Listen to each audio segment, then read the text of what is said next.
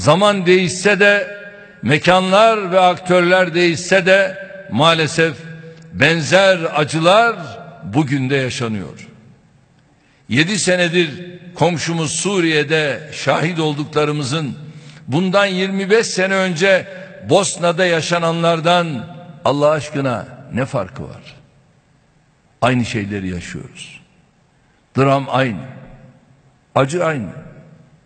Değişen bir şey yok. Ama emperyalistler, kan emiciler sömürüyü devam ettiriyor. İşte Arakan'ın halini görüyorsunuz. 650 bin Rohingyalı Müslüman şu anda Bangladeş'te yaşam mücadelesi veriyor. Çözemezler mi bu işi? O güçlü bildiklerimiz çözemezler mi? Bal gibi de çözerler. Ama ölen Müslüman olduğu zaman umurlarında değil. Peki terör estirenler kim? Onlar da Budistler. Bir kısım Budistler. Müslümanların içinden çıktığı zaman terörist yaygara büyük.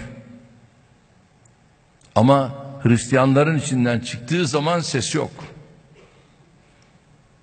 Musevilerin içinden çıktığı zaman ses yok. Ama Müslümanların içinden çıktığı zaman yaygara büyük. Biz Müslümanların içinden de çıksa ne diyoruz? DAEŞ teröristtir diyoruz. Ve DAEŞ'e karşı biz savaş veriyoruz. Mücadele veriyoruz.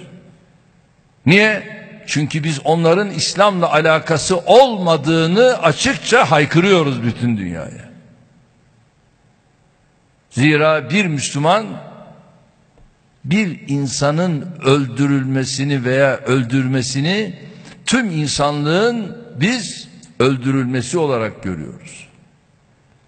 Bosna'daki vahşeti görmeyenler Arakan'daki vahşete de kör sağır değiller mi?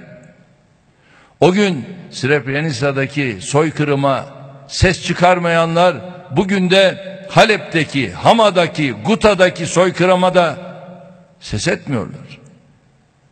Halep'ten İdlib'e insanlar kaçarken, sürülürken ses çıkardılar mı? Hayır. O gün kadın ve çocukların vahşice katledilmesine kayıtsız kalanlar bugün de Myanmar'daki bu Budist terörüne benzer bir tavır takınıyor. O gün katillere alan açanlar bugün de terör örgütlerini silaha boğuyor. Bir kuruş para almadan onlara 3500 tır silah gönderiyorlar. İnsan hakları, demokrasi, millet iradesi ve özgürlükler dün Boşnaklara çok görülüyordu. Bugün de Suriyelilere, Filistinlilere, Libyalılara lüks görülüyor. Mazlumlar ve zalimler değişse de zulmü tribünden seyredenler değişmedi, değişmiyor. Avrupa Bosna'da ölmüş, Suriye'de gömülmüştür.